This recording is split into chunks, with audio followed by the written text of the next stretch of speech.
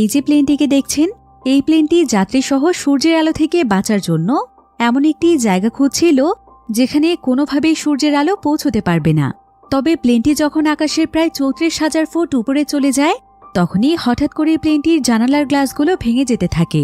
ফলে প্লেনের ভেতর প্রবেশ করতে থাকে ভয়ানক বাতাস, যেটা সম্পূর্ণ প্লেনকে একদম তছনছ করে দিচ্ছিল। এরপর প্লেনটি নিয়ন্ত্রণ হারিয়ে আরও বেশি উপরের দিকে যেতে শুরু করে। ফলে আকাশের এত উচ্চতায় প্লেনের ভেতর থেকে অক্সিজেন পুরোপুরিভাবে চলে যায়। সমস্ত যাত্রীরা পড়ে যায় তাদের জীবনের সবচাইতে ভয়ানক বিপদে। আসলে এ সময় হঠাৎ করেই মানুষ সূর্যের আলোর কারণে মারা যাচ্ছিল। যেই মানুষের শরীরে সূর্যের আলো পড়ত, সেই সঙ্গে সঙ্গে মারা যেত। তাই এই সূর্যের আলো থেকে বাঁচার জন্যই এই বিমানের যাত্রীরা একটি সুরক্ষিত জায়গাতে যাওয়ার মিশনে নেমেছিল। কিন্তু মাঝ আকাশে তারা পড়ে যায় ভয়ানক বিপদে। একদিকে তাদের প্লেন তো তছনছ হয়ে যাওয়ার মতো অবস্থা, অন্যদিকে আকাশে সূর্য উঠতে বাকি আছে মাত্র ২০ মিনিট। এখন তারা কি শেষ পর্যন্ত বাঁচতে পেরেছিল, নাকি সেখানেই তাদের সকলের মৃত্যু হয়েছিল? আর সূর্যের আলোর কারণে মানুষ কেনই বা মারা যাচ্ছিল, সেটাই আমরা দেখব এই মুভিটিতে। তাহলে চলুন ঘুরে আসা যাক ভয়ানক এক বিমান যাত্রার গল্প থেকে। তো গল্পটি শুরু হয় একটি এয়ারপোর্টে, যেখানে আমরা ট্রেনজিও নামক একজন ব্যক্তিকে দেখতে পাই। তাকে দেখে মনে হচ্ছিল যে সে হয়তো কোনো এক বিষয় নিয়ে দুশ্চিন্তায় রয়েছে। এরপর সে এয়ারপোর্টের রিসিপশনে যায়, আর সে সেখানকার কর্মীর কাছে জানতে চায় যে ওয়েস্টের দিকের ফ্লাইটটি কখন ছাড়বে। সেই কর্মী জানায় যে এখন থেকে আরও ২ ঘন্টা পর। এরপর ট্রেনজিও তার জন্য সেই ফ্লাইটের টিকিট নেয়, যাতে করে সেই এয়ারপোর্টের টার্মিনাল ক্রস করতে পারে। অন্যদিকে আমরা একটি মেয়েকে দেখতে পাই, যে কিনা তার একজন ফ্রেন্ডের সঙ্গে ভিডিও কলে কথা বলছিল। তার সেই ফ্রেন্ড ছিল নিউ ইয়র্কে। তো কথা বলতে বলতে হঠাৎ করেই তার সেই ফ্রেন্ড অজ্ঞান হয়ে যায়। এতে সেই মেয়েটি অনেক বেশি ভয় পেয়ে যায়। এরপর সে তার সঙ্গে বারবার যোগাযোগ করতে চাইলেও ব্যর্থ হয়। এদিকে টার্মিনালে আবার নিউজ চলছিল। তবে হঠাৎ করে নিউজটির নিউজ প্রেজেন্টারও অজ্ঞান হয়ে যায়। এরপর নিউজে শহরের বিভিন্ন জায়গা দেখানো হয়, সেখানেও প্রায় অনেক মানুষ অজ্ঞান অবস্থায় পড়েছিল। কিন্তু এটা কেন ঘটছিল এই ব্যাপারে কেউই জানে না। এই সমস্ত কিছু এখানে বসে ট্রেনজিও দেখছিল। সে তো অনেক বেশি ভয় পেয়ে যায়, আর তাকে দেখে মনে হচ্ছিল যে সে হয়তো এই ব্যাপারে কিছু জানে। এখন ট্রেনজিও সেখানে বেশ কিছুক্ষণ দাঁড়িয়ে মনে মনে নিজেকে বলছিল যে তার এখন আর চুপ করে থাকার সময় নেই, তাকে এখন কিছু একটা করতে হবে। এই বলে সে টার্মিনালের একটি দরজার সামনে চলে যায়, যেখানে গার্ড দাঁড়িয়েছিল। ট্রেনজিও তখন জোর করে সেই গার্ডের হাত থেকে তার বন্দুকটি ছিনিয়ে নেয়। আর সে সেই বন্দুকটি নিয়ে দৌড়তে দৌড়তে আশেপাশে থাকা সবাইকে বলছিল, খবরদার, কেউ আমার কাছে আসার চেষ্টা পর্যন্ত করবেন না। যে আমাকে বাধা দেওয়ার চেষ্টা করবে তাকেই আমি গুলি করে মেরে ফেলব। ট্রেনজিওর এ কথা শুনে সেখানে থাকা সকলেই অনেক ভয় পেয়ে যায়, আর তারা ট্রেনজিওর রাস্তা থেকে দূরে সরে যায়। ট্রেনজিও তখন দৌড়তে দৌড়তে টার্মিনাল ক্রস করে সোজা সেই বিমানের কাছে চলে আসে, যেটা ২ ঘন্টা পরে ছাড়ার কথা ছিল। তো ট্রেনজিও দৌড়ে তখন সেই বিমানটির ভেতরে ঢুকে পড়ে, যেটার কিছুক্ষণের মধ্যেই ছাড়বে। এই বিমানটি আসলে মস্কোর উদ্দেশ্যে রওনা হবে। তো ট্রেনজিও এবার বিমানে থাকা সবার দিকে বন্দুক তাক করে, আর সেই বিমানে থাকা ক্রুদেরকে বলে যে তারা যেন আর এক মুহূর্ত দেরি না করে, এখনই যেন বিমানটিকে ছাড়া হয়। কিন্তু তারা এখানে ট্রেনজিওকে বোঝানোর চেষ্টা করে যে এখনো এখানে বিমানের মেইন পাইলট আসেনি, তাই অদক্ষ পাইলট যদি এই বিমানটি পরিচালনা করে তাহলে অনেক বড় ধরনের দুর্ঘটনা ঘটবে, এমনকি তার তো নিজের জীবনেও ঝুঁকিতে পড়ে যাবে। কিন্তু ট্রেনজিও কোনো কথাই শুনতে চাইছিল না। তাই এই বিমানের যে কো পাইলট রয়েছে সে রেগে গিয়ে ট্রেনজিওর সঙ্গে লড়াই করতে শুরু করে। এখন লড়াইয়ের এক পর্যায়ে সেই পাইলটের শরীরে একটি গুলি লেগে যায়। গুলিটি পাইলটের হাতে লেগেছিল, তাই সে একটি কাপড় দিয়ে তার হাতের ব্লিডিং বন্ধ করার চেষ্টা করে। এখন এসব কিছু দেখে বিমানে থাকা সমস্ত যাত্রীরা ভয় পেয়ে যায়, কিন্তু ফ্লাইট অ্যাটেন্ডেন্ট তাদেরকে শান্ত রাখার চেষ্টা করছিল। সে তাদেরকে জানায় যে খুব শীঘ্রই সবকিছু ঠিক হয়ে যাবে, তারা কেউ যেন আতঙ্কিত না হয়। এরপর ট্রেনজিও যাত্রীদের কাছে এসে বলে যে এখানে কি এমন কেউ আছে যে কিনা বিমান চালাতে পারে? তখন সিটে বসে একটি মেয়ে হাত তোলে। সে জানায় যে সে বিমান চালাতে দক্ষ, আর বর্তমানে সে একজন রিটায়ার্ড পাইলট। ট্রেনজিও তখন তাকে বিমানটি চালানোর জন্য অনুরোধ করে। এরপর মেয়েটি তখন পাইলটের সিটে বসে সঙ্গে সঙ্গে বিমানটিকে সেখান থেকে টেক অফ করায়। আর ট্রেনজিও তখন গুলি চালানোর কারণে বিমানের এভিওনিক্স ভেঙে গিয়েছিল, তাই চাইলেও এখন এই প্লেন থেকে কেউ বের হতে পারবে না। তাই বাধ্য হয়ে এখানে উপস্থিত সমস্ত যাত্রীদেরকে এই সফরে যেতে হয়।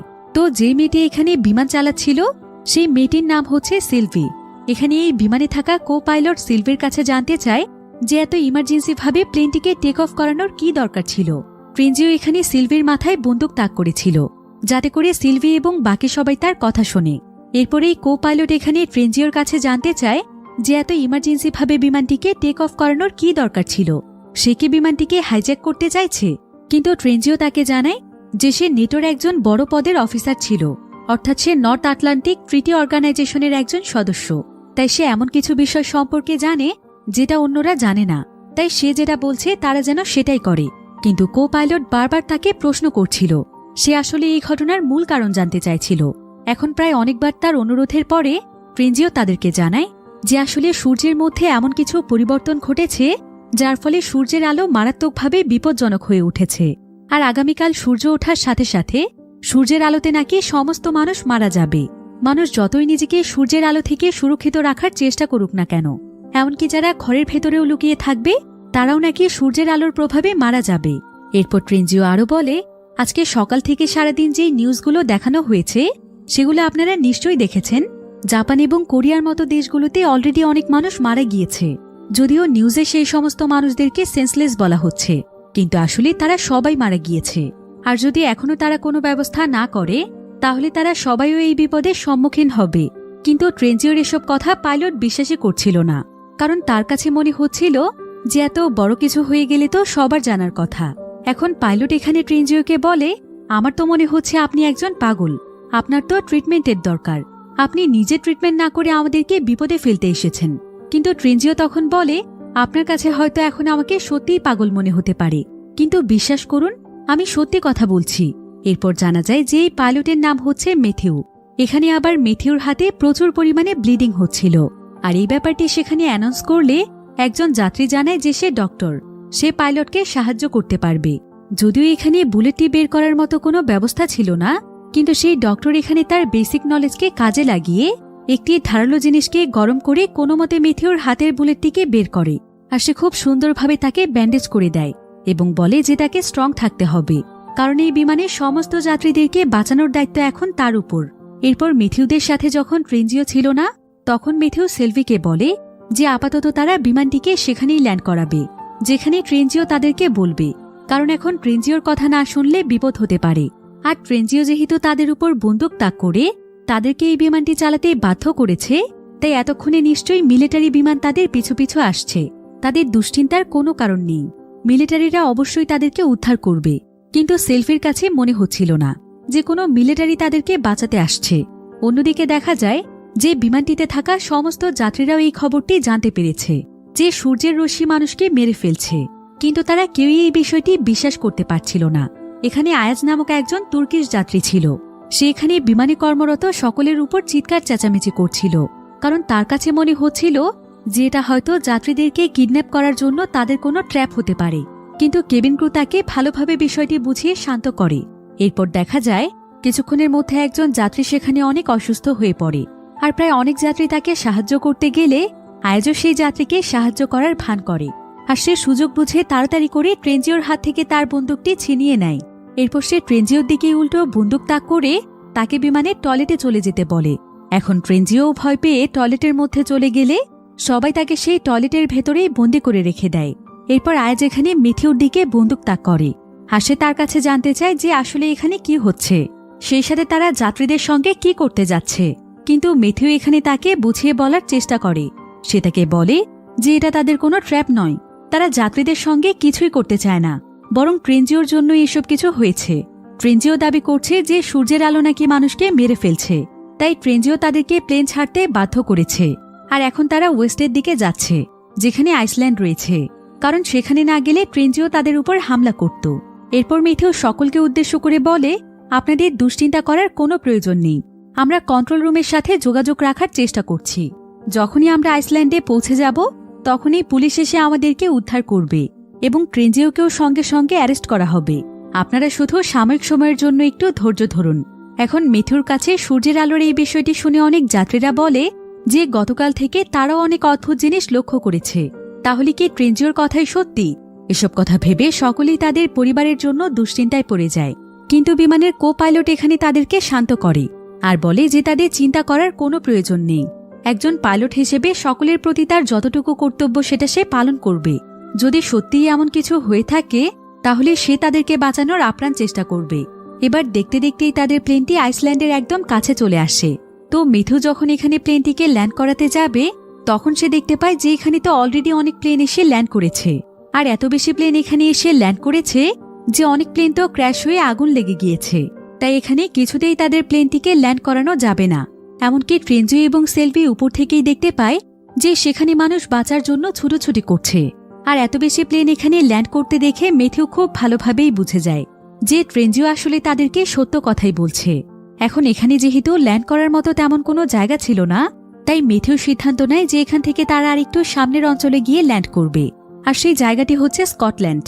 এবার বিমানটি স্কটল্যান্ডের উদ্দেশ্যে রওনা হওয়ার পর ট্রেনজিওকে বিমানের টয়লেট থেকে বের করে আনা হয়। এরপর আয়েস তাকে বলে যে সূর্যের রশ্মির ব্যাপারে সম্পূর্ণ বিষয়টি যেন সে তাদের কাছে খুলে বলে। ট্রেনজিও তখন তাকে বলে যে সেই খবরটি গোপন সূত্রে তার একজন সিনিয়রের কাছ থেকে জেনেছে, কিন্তু আসলে কেন মানুষ সূর্যের আলোর কারণে মারা যাচ্ছে এই সম্পর্কে সে নিজেও জানে না। তারা তখন জানতে চায় যে এখন এই বিপদ থেকে বাঁচার উপায় কি।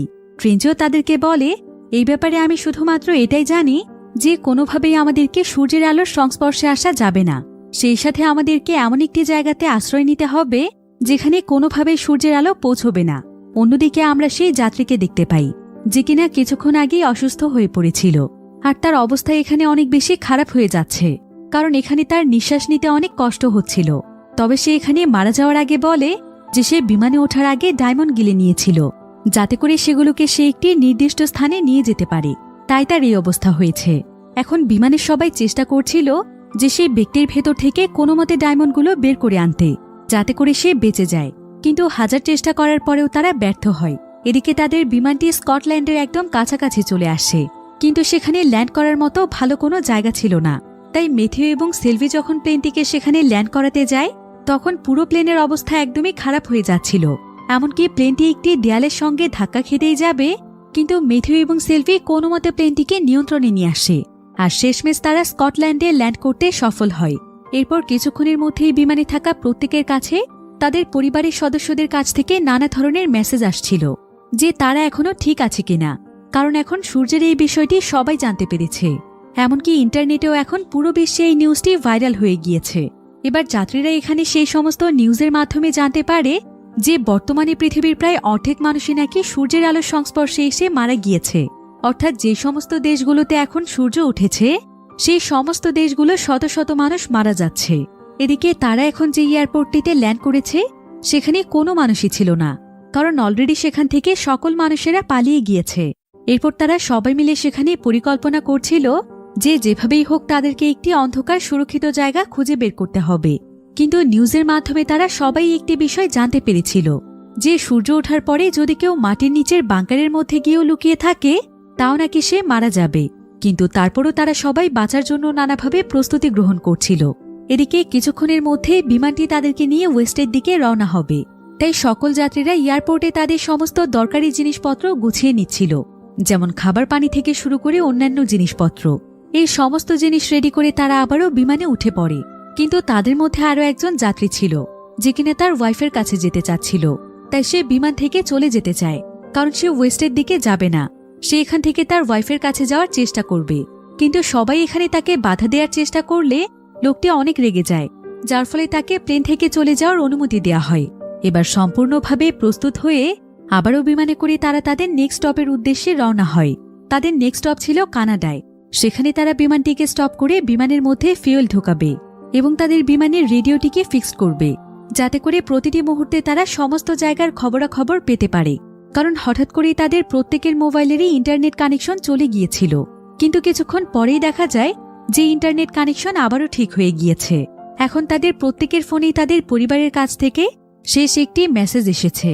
সবাই তাদের কাছে মৃত্যুর আগে বিদায়ের মেসেজ পাঠিয়েছে, অর্থাৎ এতক্ষণে তারা সবাই মারা গিয়েছে। তাই সেখানে থাকা প্রত্যেকে অনেক ডিপ্রেশনে ছিল। কিন্তু কিছুক্ষণ পরেই তাদের মধ্যে থাকা একজন ব্যক্তি তাদের সবাইকে বলে যে সে একটি নিউজ দেখতে পেয়েছে যেখানে এই সূর্যের আলোতে মৃত্যুর কারণ সম্পর্কে বলা হয়েছে। জানা গিয়েছে যে মৃত্যুর মূল কারণ হচ্ছে সূর্যের ক্ল্যারিটি।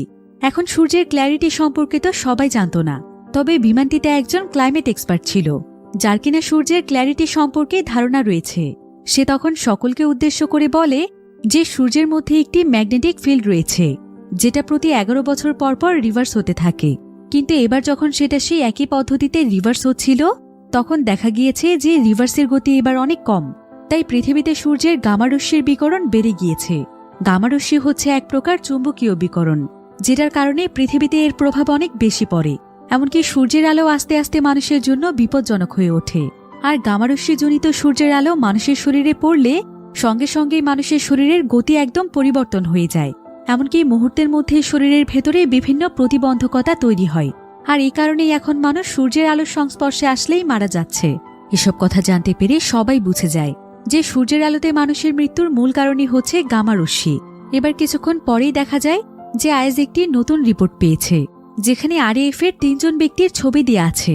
আর তারা ছিল ক্রিমিনাল, যারা কিনা তাদের দেশ ছেড়ে পালিয়েছিল। আর আজকে তাদেরকে এই বিমানে করে তাদের দেশে পৌঁছে দেওয়ার কথা ছিল, যেখান থেকে পুলিশেরা তাদেরকে সোজা থানায় নিয়ে যেত। অর্থাৎ এখন সেই 3 জন ক্রিমিনাল তাদের সঙ্গে তাদের বিমানেই রয়েছে। এরপর দেখা যায় সেই ক্রিমিনালদের মধ্যে একজন ক্রিমিনাল বিমানের একজন বয়স্ক যাত্রীর সঙ্গে ঝগড়া করছিল।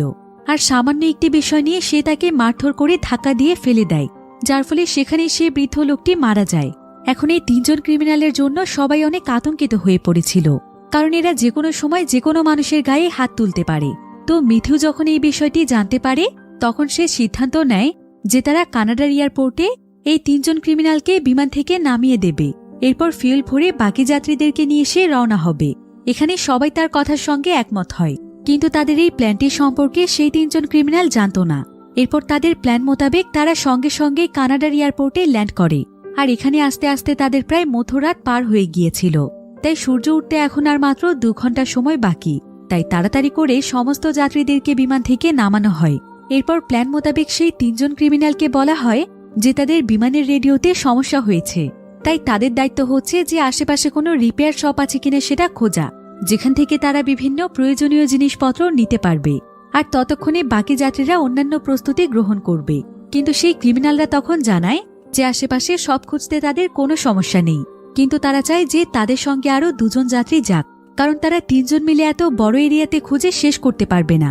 তাই তারা জেকাব এবং গেব্রিল নামক 2 জন যাত্রীকে তাদের সঙ্গে নিয়ে যেতে চায়। তবে জেকাব এখানে তাদের প্ল্যান সম্পর্কে জানে, কিন্তু গ্যাব্রিল জানত না। তাই সে সঙ্গে সঙ্গেই তাদের সঙ্গে যাওয়ার জন্য রাজি হয়ে যায়।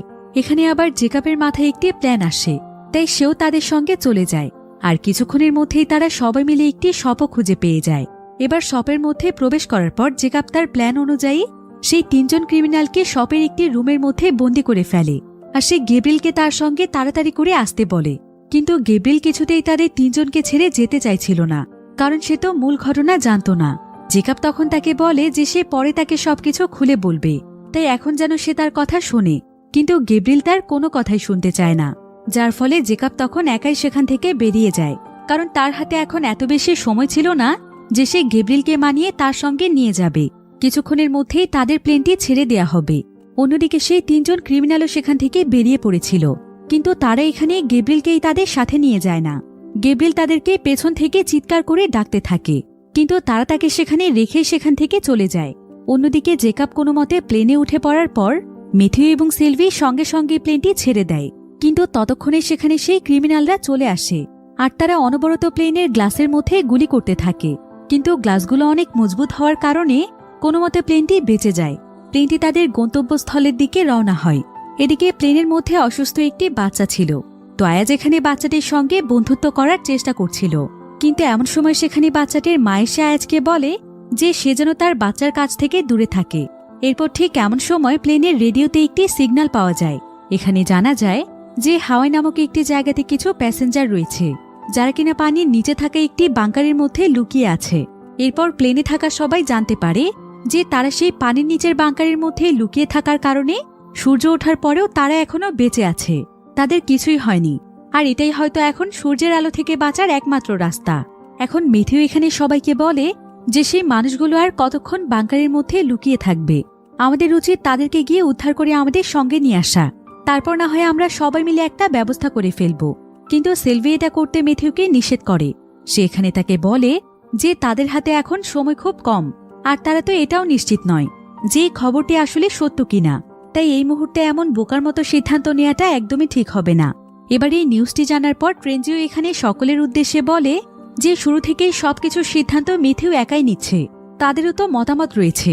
মেথিউ কেন তাদের সবার মতামত নিচ্ছে না, কারণ সবাই মিলে যদি একসঙ্গে মতামত দেয় তাহলে সেটাই হয়তো সঠিক সিদ্ধান্ত হবে।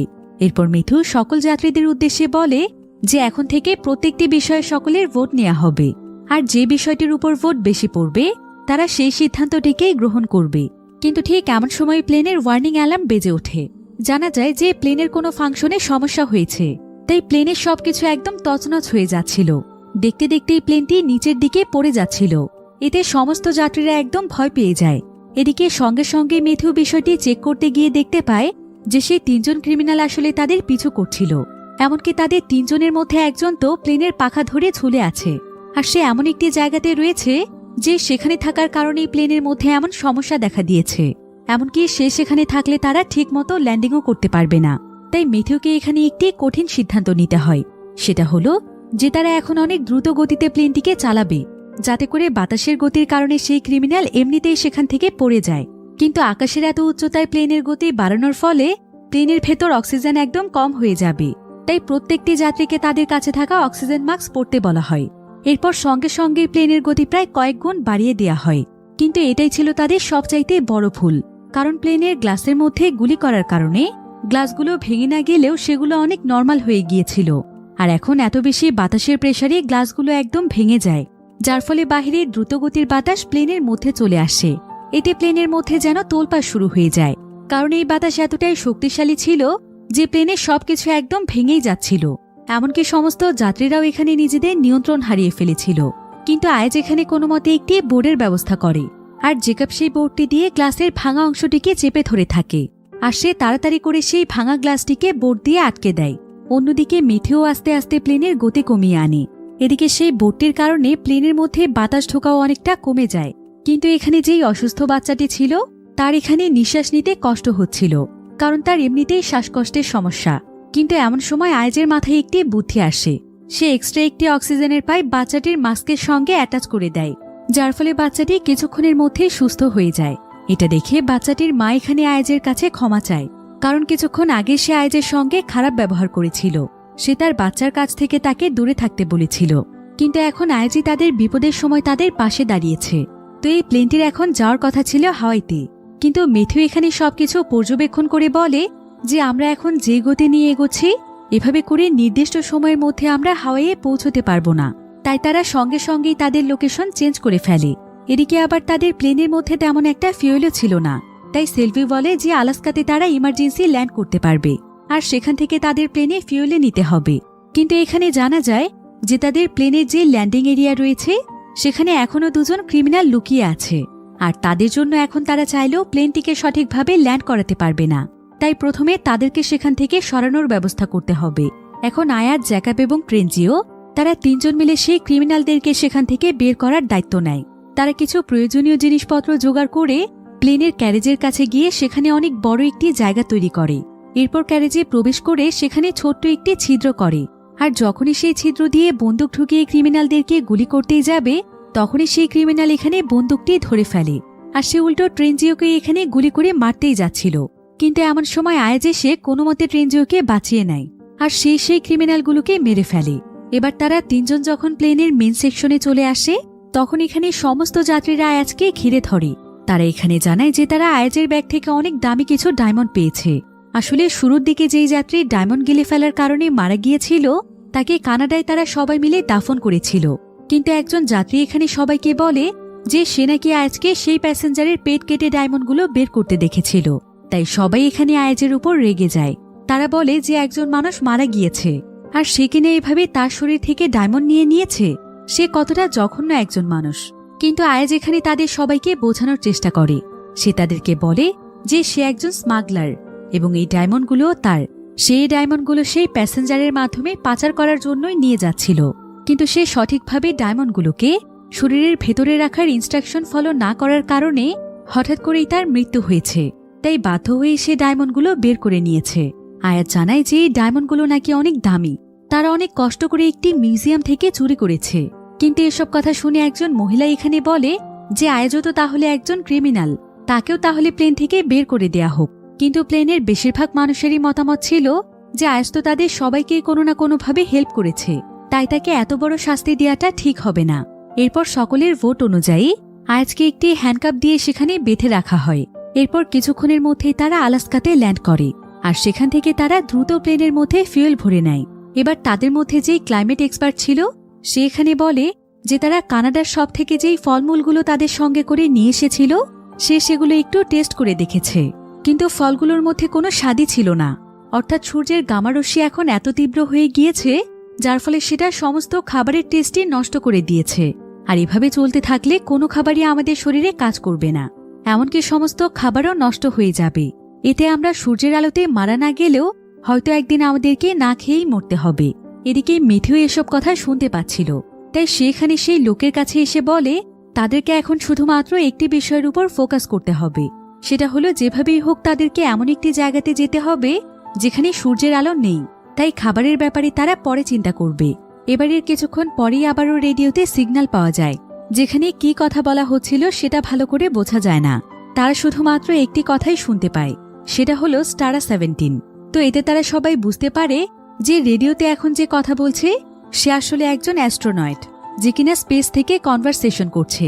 কিন্তু এটা দেখে ট্রেনজিও সহ বাকি সবাই একদমই অবাক হয়ে যায়, কারণ স্পেসে কিনে সে এখনো বেঁচে আছে। আর সেই অ্যাস্ট্রোনয়েডের কথোপকথন শুনে মনে হচ্ছিল যে সে পৃথিবীর কোনো কন্ট্রোল রুমের সঙ্গে কথা বলছে। এরপর তারা সবাই মিলে এখানে সিদ্ধান্ত নেয় যে তারা এখন সোজা নেটোর হেডকোয়ার্টারে যাবে, যেখান থেকে এই সমস্ত কিছু শুরু হয়েছিল। তবে এর কিছুক্ষণ পরে দেখা যায় যে প্লেনের ওয়াশরুমে গিয়ে মেথিও অজ্ঞান হয়ে গিয়েছে।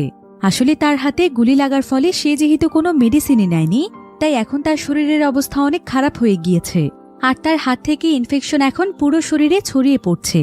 এখন মেথিউর এই পরিস্থিতি দেখে সেখানে যেই ডক্টর মহিলাটি ছিল সেখানে সবাইকে বলে যে যদি তারা কোনো মতে একটি হসপিটালে পৌঁছতে পারে তাহলে সেখানকার জিনিসপত্র দিয়ে সে মেথিউর অপারেশন করে দিতে পারবে।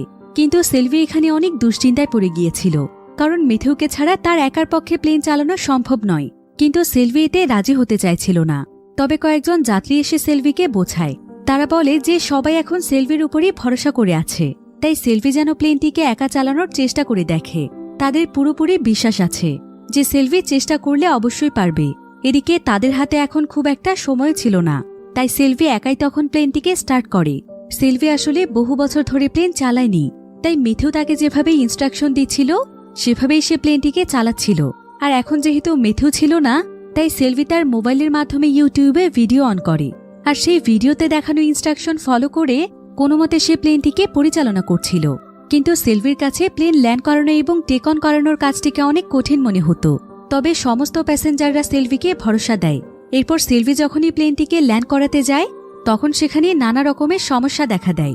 প্লেনটি অল্পের জন্য ক্র্যাশ করতেই যাচ্ছিল, তবে সেলভি তার বুদ্ধিমত্তাকে কাজে লাগিয়ে কোনোমতে সবাইকে বাঁচিয়ে নেয়। এদিকে সেলভির এমন সাহসিকতায় সকলেই তাকে তালি দিয়ে অ্যাপ্রিসিয়েট করে। এখন বাকি কাজগুলোও তাদেরকে অনেক দ্রুত কমপ্লিট করতে হবে, তাই তারা সবাই মিলে তখন 3টি ভাগে বিভক্ত হয়ে যায়। আর তাদের 3টি গ্রুপের মধ্যে 3টি দায়িত্ব দেয়া হয়। প্রথম দলের দায়িত্ব ছিল প্লেনের মধ্যে ফুয়েল ঢোকানো এবং প্লেনের ছিদ্র অংশগুলোকে রিপেয়ার করা। আর দ্বিতীয় দলের দায়িত্ব ছিল মেথিউকে নিয়ে হসপিটালে যাওয়া। এবং তৃতীয় দল অর্থাৎ ট্রেনজিও এবং আয়াজের দায়িত্ব ছিল সোজা নেটোর সদর দপ্তরে যাওয়া। ট্রেনজিওদের দলে আবার সেই ক্লাইমেট এক্সপার্টও ছিল। এদিকে মেথিউকে নিয়ে তারা যখন কাছের একটি হসপিটালে আসে তখন তারা দেখতে পায় যে হসপিটালে অনেক মানুষ পড়ে আছে। হয়তো সূর্যের আলোর কারণে এখানে তাদের মৃত্যু হয়েছে। এতে তারা সবাই অনেক বেশি ভয় পেয়ে যায়। কিন্তু তাদের গ্রুপে যে ডক্টর মহিলাটি ছিল সে এখানে সবাইকে ভরসা দেয়। সে বলে যে আমাদের এখন এসব দিকে ফোকাস করা যাবে না, আমাদেরকে এখন শুধুমাত্র আমাদের দায়িত্বের কথা মাথায় রাখতে হবে। যেভাবেই হোক মেথিউকে সুস্থ করে তুলতে হবে। এদিকে আমরা সেই অসুস্থ বাচ্চা এবং তার মাকে দেখতে পাই। বাচ্চাটির মা এখানে একটি শপে এসে তার জন্য নানা রকমের প্রয়োজনীয় জিনিসপত্র সংগ্রহ করছিল, যেমন বিভিন্ন মেডিসিন সহ খাবার এবং পানি। অন্যদিকে আমরা ট্রেনজিও টিমকে দেখতে পাই যারা কিনা নেটোর হেডকোয়ার্টারে চলে এসেছে, কিন্তু এখন এখানে কোনো মানুষই ছিল না। এবার ট্রেনজিও তাদেরকে নিয়ে কন্ট্রোল রুমে চলে যায়, আর সেখানে গিয়ে তারা সেখানকার ভিডিও ফুটেজগুলো চেক করার সিদ্ধান্ত নেয়, কারণ এতে করে হয়তো তারা সূর্যের ব্যাপারে নতুন কোনো আপডেট পেতে পারে। তো এখানে যে ক্লাইমেট এক্সপার্ট ছিল সে চারিদিকে ঘুরে ঘুরে সবকিছু বোঝার চেষ্টা করছিল। কিন্তু এদিকে ট্রেনজিও এবং আয়াজের মধ্যে একটি বিষয় নিয়ে কথা কাটাকাটি হয়, আর এক পর্যায়ে তাদের মধ্যে মারামারি শুরু হয়ে যায়। আয়াজ এখানে ট্রেনজিওকে অনেক মারে, এমনকি ট্রেনজিও এখানে আয়াজকে এত পরিমাণ মারে যে ট্রেনজিওর মাথা থেকে প্রচুর পরিমাণে ব্লিডিং শুরু হয়, আর আয়াজ সেখানে পড়ে থাকে। কিন্তু ট্রেনজিও নিজেও বুঝতে পারেনি যে এমনটা হয়ে যাবে। অন্যদিকে সেই ক্লাইমেট এক্সপার্ট একটি ভিডিও ফুটেজ খুঁজে পায়, যেটা ছিল তাদের দেশের প্রেসিডেন্ট এবং বড় বড় নেতাদের একটি মিটিংয়ের ভিডিও, যেখানে সূর্যের আলোর ব্যাপারে কথা বলা হচ্ছিল। তো এই মিটিংয়ের মাধ্যমে সে জানতে পারে যে গভর্নমেন্টের লোকেরা নাকি ইমার্জেন্সিভাবে ড্যামের নিচে একটি বাংকার তৈরি করেছে, আর অলরেডি সেখানে নাকি কয়েক লক্ষ সার্ভাইভার্সরা রয়েছে। সেই জায়গাটির নাম ছিল স্টারা 17, অর্থাৎ প্লেনের মধ্যে রেডিওতে তারা যে জায়গাটির নাম শুনেছিল। তো সেই ব্যক্তি এখানে একটি কাগজের মধ্যে এই সবকিছু লিখে নেয়, যাতে করে তারা সবাই মিলে ঠিক সেই ঠিকানাতেই চলে যেতে পারে। তবে এমন সময় তার কাছে ট্রেনজিও আসে, আর ট্রেনজিও তাকে বলে যে এখনই তাদেরকে এখান থেকে বের হতে হবে। তবে সেই ব্যক্তি এখানে ট্রেনজিওর কাছে আয়াজের কথা জানতে চায়। ট্রেনজিও তখন তাকে বলে যে সে ভুলবশত আয়াজকে মেরে ফেলেছে, তার এখন কোনো কিছুই করার নেই, তাই এখন আয়াজকে রেখেই তাদেরকে চলে যেতে হবে। ট্রেনজিও এখানে তার কাছে অনুরোধ করে যে সে যেন এই বিষয়টি প্লেনের কাউকে না জানায়, কারণ সেই কাজটি ইচ্ছে করে করেনি। আয়াজের জন্য তার নিজেরও খারাপ লাগছে। এরপর তারা দুজন মিলে তাড়াতাড়ি করে প্লেনের কাছে চলে যায়, যেখানে সবাই তাদের জন্য অপেক্ষা করছিল। আর মিথিও এখন ট্রিটমেন্ট নিয়ে অনেকটাই সুস্থ হয়ে গিয়েছিল। এদিকে আয়াজকে দেখতে না পেয়ে সবাই তার কথা জিজ্ঞাসা করছিল। ট্রেনজিও তখন তাদের সবাইকে মিথ্যে বলে। সে বলে যে আয়াজ একটি অ্যাক্সিডেন্টের কারণে মারা গিয়েছে, তাই আয়াজকে ছাড়াই তাদের বের হতে হবে। এরপর সঙ্গে সঙ্গেই তারা সবাই প্লেনে উঠে স্টারা 17 নামক জায়গাটিতে যাওয়ার জন্য তৈরি হয়ে যায়। মিথিও এবং সিলভি প্লেনটিকে স্টার্ট করতেই যাবে, কিন্তু ঠিক তখনই দেখা যায় যে আয়াজ প্লেনের সামনে চলে এসেছে, অর্থাৎ আয়াজ এখনও বেঁচে আছে। এরপর তারা সবাই তাড়াতাড়ি করে আয়াজকে প্লেনে উঠিয়ে নেয়। আর আয়াজের সঙ্গে ট্রেনজিও যা কিছু করেছিল সেটা সবাই জানতে পারে, তাই ট্রেনজিওকে তখন শাস্তি দেওয়ার জন্য তাকে সেখানে হ্যান্ডকাপ লাগিয়ে বন্দি করে রাখা হয়। এদিকে সিলভি এখানে ম্যাপ চেক করে সবাইকে জানায় যে যদি তারা কোনো মতে স্টারা 17 নামক জায়গাটিতে পৌঁছে যায় আর কোনোভাবে যদি বাংকারটিকে খুঁজে না পায়, তাহলে তারা আর চাইলেও সেখান থেকে অন্য কোথাও যেতে পারবে না, কারণ ততক্ষণে তাদের প্লেনের সমস্ত ফিউয়েল শেষ হয়ে যাবে। তাছাড়া সেই জায়গাতে পৌঁছানোর পর তাদের কাছে মাত্র 20 মিনিট সময় থাকবে, আর সেই 20 মিনিটের মধ্যেই তাদেরকে কোনো মতে বাংকারটিকে খুঁজে বের করতে হবে। কিন্তু তারপরও তারা সবাই তাদের মনে সাহস জুগিয়ে বেরিয়ে পড়ে স্টারা 17-এর উদ্দেশ্যে। এদিকে প্রচণ্ড রকমের ব্লিডিং হওয়ার কারণে আয়াজ অনেক অসুস্থ হয়ে যাচ্ছিল। এখানে আবার সমস্ত যাত্রীরা আয়াজকে জিজ্ঞাসা করে যে ট্রেনজিও যে তার সঙ্গে এই ধরনের একটি কাজ করেছে, তাই তারা ট্রেনজিওকে তাদের সঙ্গে করে নেবে না। কিন্তু আয়াজ এখানে সবাইকে বুঝিয়ে বলে, সে জানায় যে ট্রেনজিও এমনটা ইচ্ছে করে করেনি, বরং এখানে তারও ভুল ছিল, তাই ট্রেনজিওকে শাস্তি দেওয়ার কোনো প্রয়োজন নেই। এবার প্রায় বেশ কিছুক্ষণ পর তারা স্টারা 17 নামক জায়গাটিতে ল্যান্ড করে। তবে বাংকারটি আসলে ঠিক কোন জায়গাতে ছিল এটা তো তারা কেউই জানত না। তো এখানে প্লেন থেকে নামার সঙ্গে সঙ্গেই তারা সেই জায়গাতে দুটো গাড়ি খুঁজে পায়, আর তারা সঙ্গে সঙ্গে প্ল্যান করে দুটো গ্রুপে বিভক্ত হয়ে যায়, যাতে করে এই গাড়িতে করে খুব দ্রুত তারা জায়গাটিকে খুঁজে বের করতে পারে। তো প্রথম গ্রুপের গাড়িটি ড্রাইভ করছিল সিলভি, আর দ্বিতীয় গাড়িটিকে ড্রাইভ করছিল আয়াজ। তবে আয়াজ যেহেতু এখানে অসুস্থ ছিল, তাই তাদের গাড়িটি একটি জায়গাতে গিয়ে অ্যাক্সিডেন্ট করে ফেলে। কিন্তু ততক্ষণে সিলভি এবং বাকি সবাই অনেক দূরে চলে এসেছিল, আর কিছুক্ষণের মধ্যেই তারা তাদের সামনে একটি গেট দেখতে পায়। তাই তারা তাদের গাড়িটি নিয়ে ভেতরে প্রবেশ করে। তবে তাদের সামনে আরেকটি গেট ছিল।